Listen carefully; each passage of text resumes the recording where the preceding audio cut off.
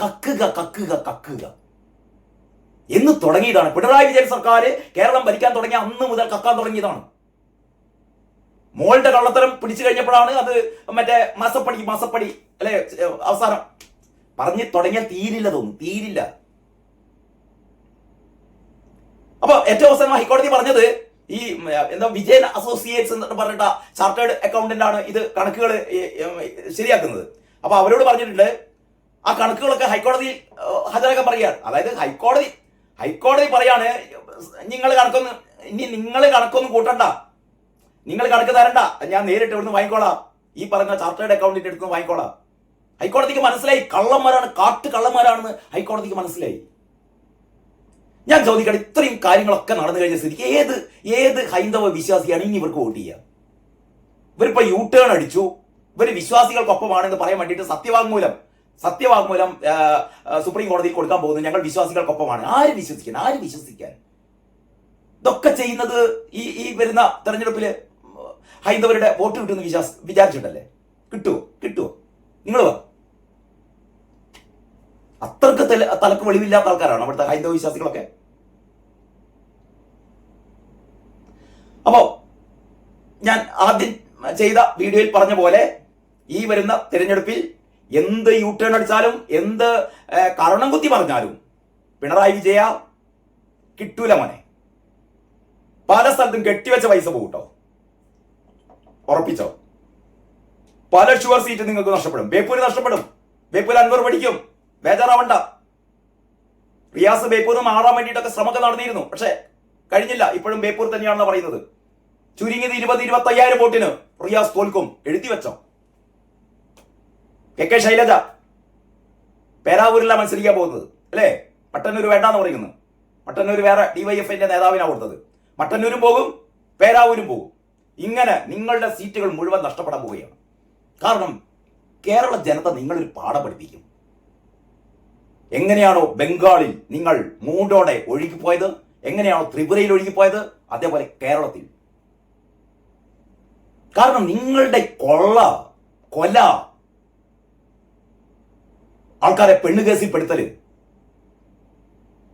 ഇതൊന്നും എല്ലാ കാലത്തും അല്ലേ എന്നും ഒന്നുപോലെ ആയിരിക്കില്ല എന്ന് കടമ്മനിട്ട പറഞ്ഞ പോലെ പിണറായി വിജയ എന്നും ഒന്നുപോലെ ആയിരിക്കില്ലടോ. എന്നും ഒന്നുപോലെ ആയിരിക്കില്ല വിജയ കേട്ടോ. പിണറായി വിജയൻ സർക്കാരിനെ സംബന്ധിച്ചിടത്തോളം ഈ വരുന്ന തിരഞ്ഞെടുപ്പ് എല്ലാ തരത്തിലും ഒരു വെല്ലുവിളിയാണ്. കുറച്ചു മുമ്പ് ഞാൻ ചെയ്ത ഒരു വീഡിയോയിൽ ഞാൻ വളരെ കൃത്യമായി പറഞ്ഞിരുന്നു, ജയിക്കാൻ ഒരു സാധ്യതയും ഇല്ല എന്ന് പിണറായി വിജയനും പിണറായി വിജയന്റെ ആ മന്ത്രിസഭയിലെ ആ ടീമിനും ഇടതു മുന്നണിയിലെ മിക്കവാറും എല്ലാ നേതാക്കന്മാർക്കും വ്യക്തമായ കാര്യമാണ് ഈ തെരഞ്ഞെടുപ്പിൽ രക്ഷപ്പെടാൻ പ്രയാസമാണ് എന്ന്. ഇതിന് ഒരുപാട് കാരണങ്ങളുണ്ട്. ആ കാരണങ്ങളൊക്കെ ഞാൻ കഴിഞ്ഞ വീഡിയോയിൽ ഏതാണ്ട് വ്യക്തമാക്കിയിരുന്നു. ഈ വീഡിയോയിൽ ഞാൻ പറയാൻ ഉദ്ദേശിക്കുന്നത് ഇന്ന് സംഭവിച്ച ഏറ്റവും പ്രധാനപ്പെട്ട 2 കാര്യങ്ങളാണ്. ഒന്ന്, തിരുവിതാംകൂർ ദേവസ്വം ബോർഡ് അതിന്റെ നിലപാട് മാറ്റുകയാണ്. അതായത് യുവതി പ്രവേശനത്തെ എതിർക്കുകയാണ്. ആചാരം സംരക്ഷിക്കാൻ വേണ്ടിയിട്ട് തീരുമാനിക്കുകയാണ്. ദേവസ്വം ബോർഡ് അങ്ങനെയല്ല ചെയ്യേണ്ടത് എന്ന് ചോദിച്ചാൽ അങ്ങനെയാണ് ചെയ്യേണ്ടത്. പക്ഷേ പിണറായി വിജയന്റെ ദേവസ്വം ബോർഡ് എന്ന് പറഞ്ഞാൽ പിണറായി വിജയന്റെ ഭരണകാലത്ത് പിണറായി വിജയന്റെ പ്രതിനിധികൾ അംഗമായ ദേവസ്വം ബോർഡ് 2019 സുപ്രീം കോടതിക്ക് നൽകിയ സത്യവാങ്മൂലം ആചാര ലംഘനത്തിൻ്റെതാണ്. ശബരിമലയിൽ ആചാരങ്ങൾ ലംഘിക്കപ്പെടണം, യുവതികളെ പ്രവേശിപ്പിക്കാം. അയ്യപ്പൻ നൈഷ്ഠിക ബ്രഹ്മചാരിയാണോ അല്ലയോ എന്നൊന്നും നമ്മൾ നോക്കേണ്ട കാര്യമില്ല. പകരം ഭരണഘടന അനുശാസിക്കുന്ന സ്ത്രീ പുരുഷ സമത്വം അതാണ് വേണ്ടത് എന്ന് ദേവസ്വം ബോർഡ്, അതായത് തിരുവിതാംകൂർ ദേവസ്വം ബോർഡ് സുപ്രീം കോടതിയിൽ സത്യവാങ്മൂലം നൽകിയിരുന്നു. എപ്പം 2019. ആ സത്യവാങ്മൂലം തിരുത്താൻ പോകുകയാണ് പുതിയ ദേവസ്വം ബോർഡ്. കെ ജയകുമാർ അധ്യക്ഷനായ ദേവസ്വം ബോർഡ് ആചാര ലംഘനം പാടില്ല, ശബരിമലയിലെ യുവതികളെ പ്രവേശിക്കാൻ പാടില്ല, അയ്യപ്പൻ നൈഷ്ഠിക ബ്രഹ്മചാരിയാണ്. അപ്പോൾ ഇത് പിണറായി വിജയന്റെ ക്ലിയറൻസ് ഇല്ലാതെ കെ ജയകുമാർ മാത്രമായി ഇങ്ങനെ ഒരു അഭിപ്രായം പറയില്ല എന്ന് നിങ്ങൾക്ക് എല്ലാവർക്കും അറിയാലോ. നമ്മൾ പറയുമ്പോൾ പറയും തിരുവിതാംകൂർ ദേവസ്വം ബോർഡ് എന്ന് പറയുന്നത് ഒരു സ്വതന്ത്ര സ്ഥാപനമാണ്, അതില് സർക്കാരിന് പ്രത്യേകിച്ച് കൈകടത്തലൊന്നുമില്ല എന്ന് ഒരു ഭംഗിക്ക് പറയാമെങ്കിലും ദേവസ്വം ബോർഡ് എന്ന് പറയുന്നത് ഇതിലെ എന്താ പറയാ, ഇതിലെ പ്രതിനിധികളെ ഒക്കെ നിയമിക്കുന്നത് അതാത് കാലത്തെ സർക്കാരുകളാണ്. ഇപ്പൊ ജയകുമാറിനെ നിയമിച്ചത് പിണറായി വിജയൻ സർക്കാരാണ്. അപ്പൊ പറഞ്ഞുകൊണ്ട് വരുന്നത് പിണറായി വിജയൻ ഗവൺമെന്റ്, അതായത് ഇടത് മുന്നണി സർക്കാർ ഇതുവരെ നിലപാട് പരസ്യമായി പ്രഖ്യാപിച്ചിട്ടില്ല. നമ്മുടെ മറ്റേ കട്ടപ്പ നായർ പറയുന്നത് പഴയ നിലപാടെന്നൊക്കെ മാറി വിശ്വാസികൾക്കൊപ്പമാണ്. പക്ഷെ ഇത് സുപ്രീം കോടതിയിൽ കൊടുത്തിട്ടില്ല കേട്ടോ. അതായത് സുപ്രീം കോടതിയിൽ ഇപ്പോഴും സംസ്ഥാന സർക്കാരിൻ്റെതായി നിലവിലുള്ള സത്യവാങ്മൂലം എന്ന് പറയുന്നത് ആചാര ലംഘനമാണ്, യുവതികളെ പ്രവേശിപ്പിക്കണം എന്നുള്ളതാണ്. അതാണ് ഇപ്പോൾ അവിടെ നിലവിലുള്ളത്. വി എസ് സർക്കാരിന്റെ കാലത്ത് കൊടുത്തതാണ്. അത് പിന്നീട് പിണറായി വിജയൻ സർക്കാർ വന്നപ്പോൾ അത് തന്നെ പ്രാബല്യത്തിൽ വരുത്തിയതാണ്. ഇടക്കാലത്ത് ഉമ്മൻചാണ്ടിയാണ് അത് മാറ്റിയത്. ഉമ്മൻചാണ്ടി അത് മാറ്റിയതും വിശ്വാസികൾക്കൊപ്പമാണ് സർക്കാർ. അതുകൊണ്ട് അവിടെ ആചാര ലംഘനം പാടില്ല, യുവതികളെ പ്രവേശിപ്പിക്കരുത് എന്ന് ഉമ്മൻചാണ്ടി സർക്കാർ ആ ആദ്യത്തെ, അതായത് വി എസ് സർക്കാരിന്റെ കാലത്തെ സത്യവാങ്മൂലം ഉമ്മൻചാണ്ടി സർക്കാർ തിരുത്തിയപ്പോൾ പിന്നീട് വന്ന പിണറായി സർക്കാർ ചെയ്തത് ആദ്യത്തെ വി എസിന്റെ കാലത്തെ സത്യവാങ്മൂലം തന്നെയാണ് തങ്ങളുടേതും എന്ന രീതിയിൽ അതാണ് സമർപ്പിച്ചത്. അപ്പൊ ഏതായാലും അങ്ങനെ നവോത്ഥാന സർക്കാർ നവോത്ഥാന പാതകളിൽ നിന്ന് തിരിഞ്ഞു നടക്കുകയാണ്. നവോത്ഥാന മതിലൊക്കെ കെട്ടിയിരുന്നല്ലോ അല്ലെ, നവോത്ഥാന മതിലൊക്കെ കെട്ടിയിരുന്നു. എന്തൊക്കെയാണ് പറഞ്ഞത് അല്ലേ. ഞാനിപ്പോ ഓർത്തു പോകുന്നത് എന്താണെന്ന് അറിയാം, നമ്മുടെ പൂമരന്റെ ഒരു പ്രസംഗമാണ് ഞാനിപ്പോ ഓർത്തു പോകുന്നത് കേട്ടോ. എം സ്വരാജ് എന്ന് പറയുന്ന പൂമരൻ, സ്വരാജിന് പ്രാവശ്യം സീറ്റില്ല, സീറ്റ് കൊടുത്തിട്ട് പല കാര്യമുണ്ടോ? സ്വരാജ് നിന്നിടത്ത് നിന്നൊക്കെ പൊട്ടി പോകല്ലേ. സ്വരാജിന് ഇനി ജീവിതകാലത്ത് കേരള മണ്ണിൽ ഹൈന്ദവ വിശ്വാസികളുടെ മണ്ണിൽ എം സ്വരാജിന് ജയിക്കാൻ കഴിയില്ല, ഉറപ്പാണ്. അത് പാർട്ടിക്ക് മനസ്സിലായി. അതുകൊണ്ട് ഇപ്രാവശ്യം എം സ്വരാജിന് സീറ്റ് കൊടുക്കുന്നില്ല എന്നുള്ളതാണ് ഏറ്റവും പുതിയ വിവരം. സീറ്റ് കൊടുക്കാതിരിക്കുക ചെയ്യട്ടെ, അത് പാർട്ടിയുടെ തീരുമാനം. പക്ഷേ സ്വരാജ് മത്സരിച്ചാൽ സ്വരാജ് ജയിക്കില്ല. കാരണം ഒരു വിശ്വാസിയും സ്വരാജിന് വോട്ട് ചെയ്യില്ല. അമ്മ വർത്താനല്ലേ സ്വരാജ് പറഞ്ഞത്, പ്രസംഗിച്ചതല്ലേ, മൈക്ക് കെട്ടി പ്രസംഗിച്ചതല്ലേ അല്ലേ. അതായത് എന്തൊക്കെയാ പറഞ്ഞത്? മാളികപ്പുറത്തമ്മ കരഞ്ഞപ്പോൾ പ്രളയം വന്നു അല്ലേ. പ്രളയം വന്നത് മാളികപ്പുറത്തമ്മ കരഞ്ഞിട്ടാണ്. അതായത് കേരളത്തിൽ പ്രളയമുണ്ടായി നൂറുകണക്കിന് ആളുകൾ മരണമടയുകയും വൻ നാശനഷ്ടങ്ങൾ സംഭവിക്കുകയും ചെയ്തതിന് ഉത്തരവാദി മാളികപ്പുറത്തമ്മയാണ് എന്ന് പറഞ്ഞ അതിക്രൂരനല്ലേ, നീചനല്ലേ, ദുഷ്ടനല്ലേ, തെമ്മാടിയല്ലേ എം സ്വരാജ്. അയാളെ വിശേഷിപ്പിക്കാൻ വേറെന്ത് വാക്കാണുള്ളത്? വേണമെങ്കിൽ പിണറായി വിജയൻ പറഞ്ഞ പോലെ പരനാറി എന്ന് പറയാം. അയാൾ പരനാറിയില്ലേ? നിങ്ങൾ പറ. മാളികപ്പുറത്തമ്മ കരഞ്ഞിട്ടാണ് കേരളത്തിൽ പ്രളയമുണ്ടായതെന്ന് പ്രസംഗിച്ച ആളല്ലേ പരനാറി. വേറെ ഏതെങ്കിലും മതവിഭാഗത്തിന്റെ കാര്യത്തിലാണെങ്കിൽ ഇങ്ങനെ പ്രസംഗിക്കോ? അത് കഴിഞ്ഞിട്ടാണ് പറഞ്ഞത് ശബരിമല അയ്യപ്പനും മാളികപ്പുറത്തമ്മയും കല്യാണം കഴിച്ചു. ഇയാൾക്കെപ്പോഴും ആരോഗ്യത്തോടെ ഇങ്ങനെ നടക്കുന്നുണ്ടല്ലോ എന്നുള്ളത് കേരളത്തിൽ നിലനിൽക്കുന്ന ഹൈന്ദവ വിശ്വാസികളുടെ മനസംയമനത്തിന്റെ ഒരു പ്രതീകമാണ് കേട്ടോ. സ്വരാജൊക്കെ ഇങ്ങനെ നടക്കുന്നത്. ഇതൊക്കെ വേറെ വല്ല മതവിഭാഗങ്ങളുടെ വികാരത്തെ വ്രണപ്പെടുത്തുന്ന രീതിയിൽ വല്ലതും സംസാരിച്ചു കഴിഞ്ഞാൽ ഞാൻ ബാക്കി പറയുന്നില്ല. ഏതായാലും മാളികപ്പുറത്തമ്മയും അയ്യപ്പനും കല്യാണം കഴിച്ചു. അതായത് കന്യയ്യപ്പന്മാർ വരാത്ത ഒരു കാലത്ത് എന്ന് പറഞ്ഞാൽ കന്യയ്യപ്പന്മാർ വരാത്ത കാലം ഉണ്ടാവില്ല. അങ്ങനെ ഒരു കാലം ഉണ്ടായാൽ മാളികപ്പുറത്തമ്മയും അയ്യപ്പനും കല്യാണം കഴിക്കും എന്നൊക്കെയുള്ള ചില വിശ്വാസങ്ങളോ അല്ലെങ്കിൽ അത്തരത്തിലുള്ള ചില എന്താ പറയാ ഐതിഹ്യങ്ങളോ കഥകളോ ഒക്കെ ഉണ്ടായിരുന്നു. അതിനൊക്കെ പിൻപറ്റിക്കൊണ്ടാണ് സ്വരാജ് പ്രസംഗിച്ചത്. ഈ പ്രളയകാലത്ത് ഒരു കന്യയ്യപ്പനും അവിടെ പോയില്ല എന്നും അതുകൊണ്ട് മാളികപ്പുറത്തമ്മ ഭയങ്കര ഹാപ്പിയാണ്, മാളികപ്പുറത്തമ്മ ഇതാ അയ്യപ്പനെ കല്യാണം കഴിക്കാൻ പോവുകയാണെന്നൊക്കെ ദുഷ്ടൻ ആ പരനാറി പ്രസംഗിച്ചു അല്ലേ. ഇപ്പതാ സംഗതികൾ മാറുകയാണ്. പിണറായി വിജയൻ സർക്കാരിന്റെ ദേവസ്വം ബോർഡ് സുപ്രീം കോടതിയിൽ സത്യവാങ്മൂലം കൊടുക്കുകയാണ്. ഞങ്ങൾ ആചാര ലംഘനത്തിനില്ല, ഞങ്ങൾ യുവതികൾ പ്രവേശിപ്പിക്കുക പറഞ്ഞാൽ അന്ന് ഒന്ന് ആലോചിച്ച് നോക്കണം. നിങ്ങൾ സുപ്രീം കോടതി ഒരിക്കലും പറഞ്ഞിട്ടില്ല നിങ്ങൾ നിർബന്ധിച്ച് യുവതികളെ മലകയറ്റണം എന്ന് സുപ്രീം കോടതി പറഞ്ഞിട്ടില്ല. സുപ്രീം കോടതിയുടെ ആ വിധിന്യായം എന്ന് പറയുന്നത് സ്ത്രീകൾക്കും ശബരിമലയിൽ പ്രവേശിക്കാം എന്നേ ഉള്ളൂ. പക്ഷേ പിണറായി വിജയൻ സർക്കാർ എന്താ ചെയ്തത്? കേരളത്തിലെ നവോത്ഥാന നായകനായി മാറാൻ വേണ്ടിയിട്ട് ഇയാൾ ചെയ്ത ഏറ്റവും ചെറ്റ പരിപാടി ഇതായിരുന്നു. ഇവിടത്തെ രഹന ഫാത്തിമ, ബിന്ദു അമ്മണി, കനകദുർഗ, ഇമാതിരി പെണ്ണുങ്ങളെ മുഴുവനും ഇവർ വിശ്വാസികളാണോ? അല്ല, ഇവർ ആക്ടിവിസ്റ്റുകളാണ്, അല്ലേ? ഇവരെ മുഴുവനും പോലീസ് യൂണിഫോം ഒക്കെ അണിയിച്ച് പാതിരാത്രി ശബരിമലയിൽ കൊണ്ടുവന്നില്ലേ?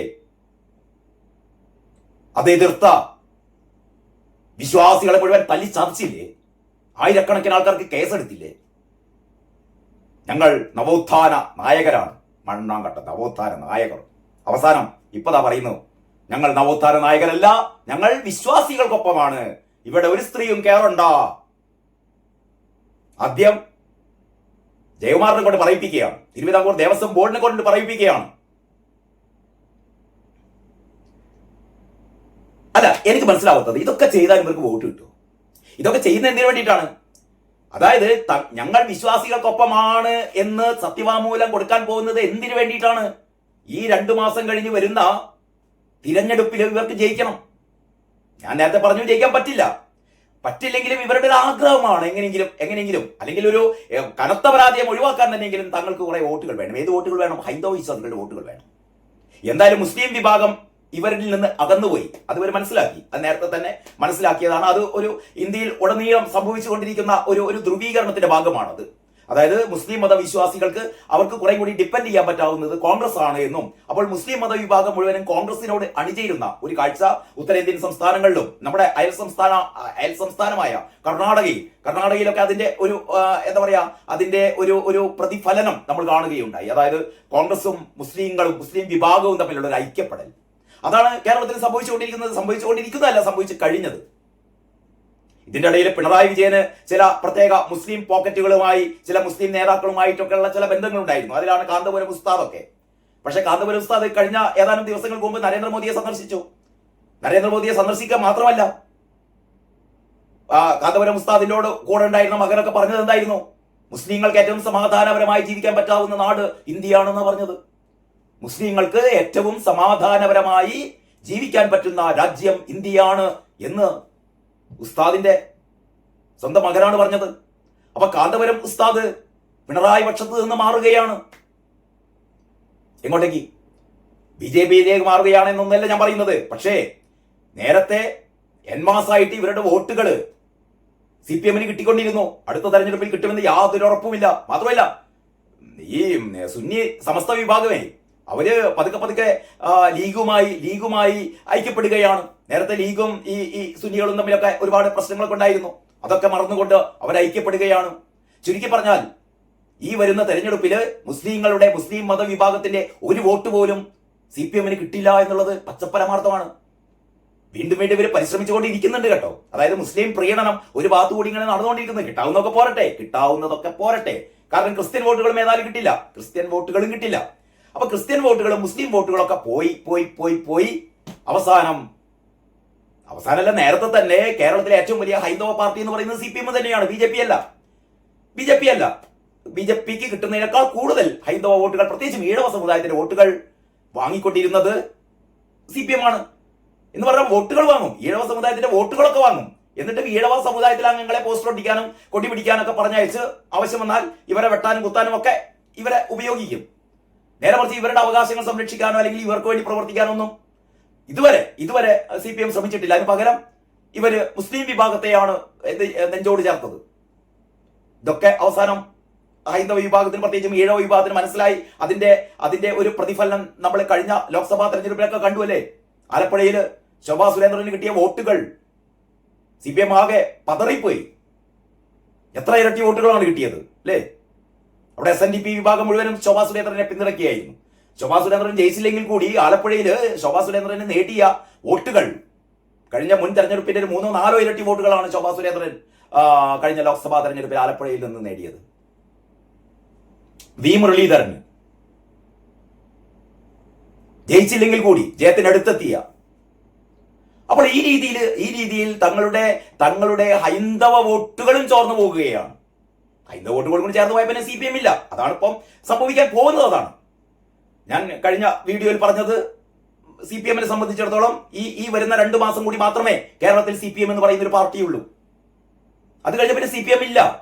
കാരണം ഈ തെരഞ്ഞെടുപ്പിൽ തോറ്റു കഴിഞ്ഞാൽ പിന്നെ ആർക്ക് വേണം CPM-നെ? അവര് കുറെ ആൾക്കാർ കോൺഗ്രസിലേക്ക് പോകും, കുറെ ആൾക്കാർ BJPയിലേക്ക് പോകും. ഇപ്പം തന്നെ ഒഴുക്ക് തുടങ്ങി കഴിഞ്ഞു.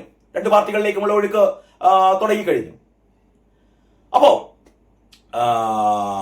ഇവർ അവസാന എന്താ പറയാ അവസാന ശ്രമം എന്നുള്ള രീതിയിൽ ആണ് ഞങ്ങൾ വിശ്വാസികൾക്കൊപ്പമാണ്, ഞങ്ങളിതാ ഈ മറ്റേ സത്യവാങ്മൂലം തിരുത്താൻ വേണ്ടി പോകുന്നു, പണ്ട് നമ്മൾ ചെയ്തതൊക്കെ ലേലു പണ്ടേ കയ്യും കാലം പിടിച്ചിരുന്നു അല്ലേ, മാപ്പ് പറഞ്ഞിരുന്നു. ആ ലോക്സഭാ തെരഞ്ഞെടുപ്പിൽ വൻ തിരിച്ചടി നേരിട്ടപ്പോൾ വീടാന്തരം കയറി ഇറങ്ങി തെറ്റുപറ്റിപ്പോയി എന്നൊക്കെ പറഞ്ഞിരുന്നു. അതൊക്കെ കഴിഞ്ഞിട്ടാണ് അങ്ങനെ കണ്ണിൽ പൊടിയിട്ടിട്ടാണ് ഇവരെ ഏറ്റവും വലിയ കൊള്ള നടത്തിയത്, അയ്യപ്പന്റെ സ്വർണം മുഴുവൻ അടിച്ചു മാറ്റിയത്. അതോടെ ഹൈന്ദവ വിശ്വാസികൾക്ക് മനസ്സിലായി ഇവരുടെ ഈ ഏറ്റുപറച്ചിലും ഇവരുടെ ലേലുവല്ലു പറച്ചിലൊക്കെ വെറുതെയാണെന്ന് ഹൈന്ദവ വിഭാഗത്തിന് മനസ്സിലായി. അയ്യപ്പന്റെ ദ്വാരപാലക വിഗ്രഹങ്ങളിലെ സ്വർണ്ണപ്പാളികളും കഥകിലെയും കട്ടിലപ്പാളികളിലെയും ഒക്കെ സ്വർണ്ണപ്പാളികൾ ഇവർ കൊള്ളയടിച്ചു. അതിന്റെ പേരിലാണ് എല്ലാവരും കൂട്ടത്തോടെ അകത്ത് കിടക്കുന്നത്. ജാമ്യത്തിൽ കുറെ ആൾക്കാർ പുറത്തിറങ്ങിയെങ്കിൽ കൂടി കേസ് തീർന്നിട്ടില്ലല്ലോ. അതിന്റെ ഇടക്കാണ് ഇവര് ഞങ്ങളല്ല ഇത് കോൺഗ്രസ്സുകാരാണ് ഈ കൊള്ള നടത്തിയതെന്ന് വരുത്തി തീർക്കാൻ വേണ്ടിയിട്ട് കുറെ പടങ്ങളൊക്കെ സോണിയാഗാന്ധിന്റെ കൂടെ ഗോവർദ്ധനും ഭണ്ഡാരിയും ഈ ഉണ്ണികൃഷ്ണൻ പോറ്റിയൊക്കെയുള്ള പടങ്ങൾ, അതിന് കൂടെ ആന്റണിയും നമ്മുടെ അടൂർ പ്രകാശൊക്കെയുള്ള പടങ്ങൾ. ഇതാ സോണിയാഗാന്ധിക്കാണ് ഇവരുമായി ബന്ധം, അടൂർ പ്രകാശിനാണ് ഇവരുമായി ബന്ധം, അടൂർ പ്രകാശ് അപ്പം അറസ്റ്റ് ചെയ്യും അങ്ങനെയൊക്കെ പറഞ്ഞില്ലേ, എത്ര ദിവസമായി. അപ്പോ CPM എന്ന് പറഞ്ഞാൽ കള്ളത്തരത്തിന്റെയും കുതന്ത്രങ്ങളുടെയും ആശാന്മാരാണ്. അയ്യപ്പന്റെ സ്വർണം കട്ടുമുടിച്ചിട്ട് അല്ലേ, പകൽക്കൊള്ള നടത്തിയിട്ട് ഞങ്ങളല്ല കട്ടത് കോൺഗ്രസ്സുകാരാണെന്ന് വരുത്തി തീർക്കാനുള്ള ഇവരുടെ ശ്രമം അതൊക്കെ പൊളിഞ്ഞു പോയി. ഇപ്പൊ ഒന്നും ആരും പറയുന്നില്ലല്ലോ. ഇപ്പം ഫോട്ടോ ഒക്കെ എടുത്ത് കാണിച്ചിട്ട് അതിനേക്കാൾ വലിയ ഫോട്ടോ കടകംപള്ളിയും പോറ്റിയുമായുള്ള പടം മാത്രമല്ല, കാരണഭൂതനും പോറ്റിയുമായുള്ള പടം മാത്രമല്ല, അതിന്റെ എന്താ പറയാ വീഡിയോ എങ്ങനെ സോണിയന്റെ വീട്ടിൽ എങ്ങനെ കയറി എന്ന് ചോദിക്കുമ്പോ കാരണഭൂതത്തിന്റെ ഏറ്റവും VIP മാത്രം പങ്കെടുക്കുന്ന കാരണഭൂതത്തിന്റെ ഒരു പരിപാടിയിൽ കാരണഭൂതത്തിന്റെ തൊട്ടടുത്ത് മഞ്ഞ കുപ്പായവും ഇട്ട് ഈ ഉണ്ണികൃഷ്ണൻ പോറ്റി ഉണ്ടായിരുന്നു. പോണ പോക്കിൽ എന്തോ സ്വകാര്യം പറഞ്ഞത് നമ്മൾ കണ്ടു. അപ്പൊ ഇങ്ങനെ തൊടുന്നത് മുഴുവനും വെച്ചവെടി മുഴുവനും ആ സ്വന്തം ആസനത്തിൽ കൊള്ളുക എന്ന് പറയുന്ന ഒരു ഏർപ്പാടുണ്ടല്ലോ. വെച്ചവെടികൾ മുഴുവൻ സ്വന്തം ആസനത്തിൽ തുളഞ്ഞു കയറുന്ന CPM സംബന്ധിച്ചിടത്തോളം എല്ലാം തിരിച്ചടിക്കുകയാണ്. അപ്പൊ ഈ സ്വർണ്ണക്കൊള്ള വന്നതോട് കൂടിയിട്ട് ഈ നേരത്തെ പറഞ്ഞ ലേലുവല്ലു മുഴുവൻ പോയി. ഞങ്ങൾ നിങ്ങളോടൊപ്പമാണ് എന്ന് പറഞ്ഞത് എന്തിനാണ് നിങ്ങൾ ഞങ്ങളോടൊപ്പം വരുന്നത്, കൊള്ളയടിക്കാനാണോ എന്ന് വീട്ടമ്മമാർ ചോദിക്കുകയാണ്. ഭഗവാന്റെ സ്വത്ത് കൊള്ളയടിച്ചില്ലേ? അതൊക്കെ കഴിഞ്ഞ് ഇതാ ആഗോള അയ്യപ്പ സംഗമം നടത്തിയത് എന്തിനു വേണ്ടിയിട്ടാണ്? ശബരിമലയെ ഞങ്ങളിതാ ലോകത്ത് അവതരിപ്പിക്കുന്നു. ലോകത്ത് പണ്ടേ അവതരിപ്പിച്ചതല്ല, സ്വയമേവ ശബരിമലയുടെ കീർത്തി ലോകമെങ്ങും പരന്നതാണ്. ഇന്ത്യയിലെ എല്ലാ സംസ്ഥാനങ്ങളിൽ നിന്നും തീർത്ഥാടകർ ശബരിമലയിൽ എത്തുന്നതാണ്. അതിനു വേണ്ടിയിട്ട് പിണറായി വിജയൻ അവിടെ ചെന്നും കണ്ട് ഭഗവത്ഗീത ചൊല്ലേണ്ട കാര്യമൊന്നുമില്ല. എങ്കിലും ഇതൊക്കെ ചെയ്തത് എന്തിനു വേണ്ടിയിട്ടാണ്? ഞങ്ങൾ നിങ്ങളോടൊപ്പമാണ് എന്ന് പറഞ്ഞൊരു മെസ്സേജ് കൊടുക്കാൻ, കള്ളത്തരം കളിക്കാൻ. അതും പൊളിഞ്ഞു പോയി. അത് 8 നിലയിൽ പൊട്ടിപ്പോയി. ക്ഷണിച്ചവരൊന്നും വന്നില്ല. എന്നിട്ട് അതിന്റെ ഇടയിലും കൈയിട്ട് വാരി. ഈ ഏതെങ്കിലും ഒരു വിശ്വാസി വരെ വിശ്വസിക്കൂ? അതിന്റെ കേസുകൾ ഇപ്പൊ നടന്നുകൊണ്ടിരിക്കുകയാണ്. ഇന്നത്തെ ഞാൻ പറഞ്ഞല്ലോ, ഇന്ന് ഏറ്റവും പ്രധാനപ്പെട്ട 2 കാര്യങ്ങൾ. അതിൽ 2ാമത്തെ കാര്യം എന്ന് പറയുന്നത് ഹൈക്കോടതി അത് നിശ്ചിതമായി വിമർശിച്ചിരിക്കുകയാണ് തിരുവനന്തപുരം ദേവസ്വം ബോർഡിനെ. കാരണം ഹൈക്കോടതി പറഞ്ഞു ഈ കണക്കുകളൊക്കെ ഹാജരാക്കാൻ. ഹൈക്കോടതി നേരത്തെ 2-3 കാര്യങ്ങൾ പറഞ്ഞിരുന്നു. അയ്യപ്പ സംഗമത്തിന്റെ നടത്തിപ്പിനെതിരെ വന്ന ഹർജികളുമായി ബന്ധപ്പെട്ടിട്ട് ഹൈക്കോടതി പറഞ്ഞു ഒരു പൈസയും ദേവസ്വം ബോർഡിൽ നിന്ന് എടുക്കാൻ പാടില്ല. ഇവരെടുത്തു, 5 കോടി എടുത്തു. എന്നിട്ട് 3 കോടി തിരിച്ചടച്ചു, ഇനി 2 കോടി തിരിച്ചടയ്ക്കാനുണ്ട്. മുഴുവൻ സ്പോൺസർമാരാണെന്ന് പറഞ്ഞു. സ്പോൺസർമാർ ആകെ 3 സ്പോൺസർമാരെ കിട്ടിയുള്ളൂ. ഒന്ന് മറ്റേ ഒരാളുകള് ഒന്ന് അദാനിയുടെ അടുത്തുനിന്ന് 1 കോടി വാങ്ങി എന്ന് പറയുന്നു. കേരള ബാങ്കിന്റെ 1 കോടി. ഒരാളുകളല്ല, മറ്റേ ധനലക്ഷ്മി ബാങ്ക്, അതായത് ഈ അയ്യപ്പന്റെ പൈസ കൊണ്ട് ഡെപ്പോസിറ്റ് ചെയ്യുന്ന ബാങ്ക്, ധനലക്ഷ്മി ബാങ്കിന്റെ 2 കോടി. കേരള ബാങ്കിന്റെ സ്പോൺസർ ഒന്നല്ല, അത് ഒരു പരസ്യ വകയിലാണ്. എന്തായാലും അതിന്റെ 1 കോടി. അദാനി കൊടുത്ത 1 കോടി. ഇതാണ് 4 കോടിയാണ് കിട്ടിയത്. ബില്ല് എത്രയാണ്? 8.22 കോടി. അത് പിന്നെ കുറച്ച് 7.11 കോടിയാക്കി. ഇപ്പൊ പറയുന്നത് ഞങ്ങൾ 4.5 കോടിയെ കൊടുക്കുള്ളൂ. ഇതെങ്ങനെ ശരിയാവുക? അപ്പോഴാണ് ദേവസ്വം ബോർഡ് പറഞ്ഞ ഈ കണക്കുകളൊക്കെ, അത് നേരത്തെ പറഞ്ഞിരുന്നു, ഈ കണക്കുകളൊക്കെ കോടതിയിൽ കോടതിയിൽ ഹാജരാക്കാൻ വേണ്ടിയിട്ട് ഹൈക്കോടതി പറഞ്ഞു. ആഗോള അയ്യപ്പ സംഗമം നടന്നിട്ട് 4 മാസമായി. ഇതുവരെ കണക്കുകൾ കൊടുത്തിട്ടില്ല. ആദ്യം 15 ദിവസത്തിനുള്ളിൽ കണക്കുകൾ കൊടുക്കാനാണ് പറഞ്ഞത്. 15 ദിവസത്തിനുള്ളിൽ കൊടുത്തില്ല. 3 മാസം കഴിഞ്ഞു, 3.5 മാസം കഴിഞ്ഞു. ഇപ്പോഴാ ഇന്ന് ഹൈക്കോടതി പറയുന്നു എവിടെ കണക്ക് എന്ന് ചോദിക്കുകയാണ്. കണക്ക് ഇപ്പോഴും ആയില്ല. കള്ളക്കണക്ക്, പഴയ കണക്കോ ഇപ്പോഴത്തെ കണക്കോ എല്ലാം പാടെ കൂട്ടി യോജിപ്പിക്കണ്ടേ?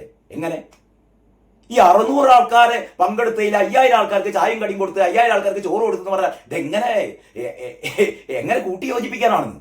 ചില്ലറ കണക്കാണ്.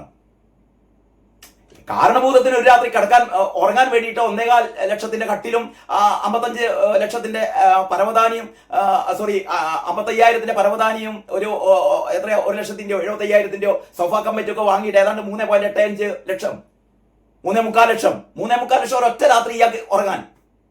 അപ്പൊ പറഞ്ഞെന്താന്ന് വെച്ചാൽ അത് ആ ഗസ്റ്റ് ഹൗസ് നവീകരിക്കാൻ വേണ്ടിയിട്ടാണ്. ഗസ്റ്റ് ഹൗസ് നവീകരിക്കാൻ ആഗോള അയ്യപ്പ സംഗമത്തിന്റെ ഫണ്ട് നാടോടിക്കുക. ഗസ്റ്റ് ഹൗസ് നവീകരിക്കാനൊക്കെ സ്വാഭാവികമായി അതിൻ്റെതായ ചട്ടങ്ങൾ ഉണ്ടാവും, അതിൻ്റെതായ പ്രത്യേക ഫണ്ട് ഉണ്ടാവും. ഈ ദേവസ്വം ഈ ഗസ്റ്റ് ഹൗസുകളൊക്കെ നവീകരിക്കാൻ അത് കാലാകാലങ്ങളിൽ ചെയ്തുകൊണ്ടിരിക്കുന്നതാണ്. എന്ന് പറഞ്ഞാൽ കക്കുക എന്ന് തുടങ്ങിയതാണ്. പിണറായി വിജയൻ സർക്കാർ കേരളം ഭരിക്കാൻ തുടങ്ങിയ അന്ന് മുതൽ കക്കാൻ തുടങ്ങിയതാണ്. മോളുടെ കള്ളത്തരം പിടിച്ചു കഴിഞ്ഞപ്പോഴാണ് അത് മറ്റേ മാസപ്പടി അല്ലെ അവസാനം പറഞ്ഞു തുടങ്ങിയാൽ തീരില്ല.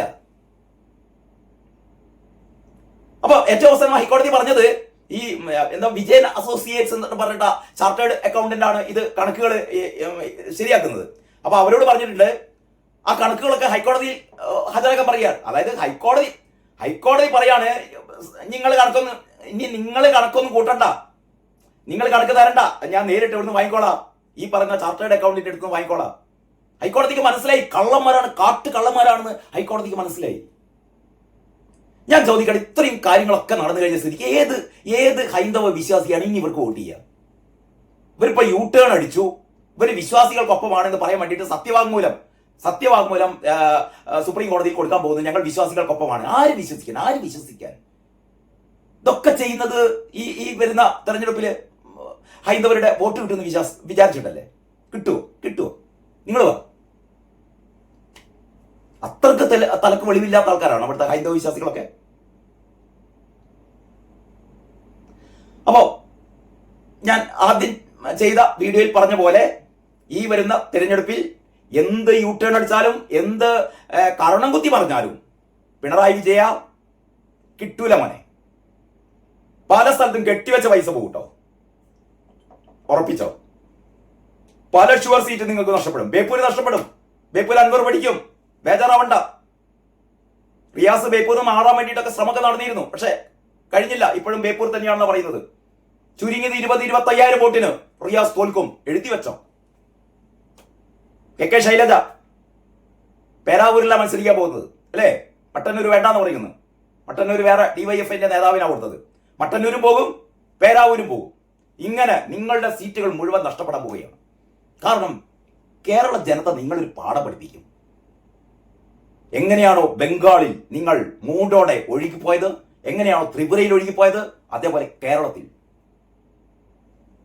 കാരണം നിങ്ങളുടെ കൊല, ആൾക്കാരെ പെണ്ണുകേസിൽ പെടുത്തല്, ഇതൊന്നും എല്ലാ കാലത്തും അല്ലേ എന്നും ഒന്നുപോലെ ആയിരിക്കില്ല എന്ന് കടമ്മനിട്ട പറഞ്ഞ പോലെ പിണറായി വിജയ എന്നും ഒന്നുപോലെ ആയിരിക്കില്ലടോ. എന്നും ഒന്നുപോലെ ആയിരിക്കില്ല വിജയ കേട്ടോ.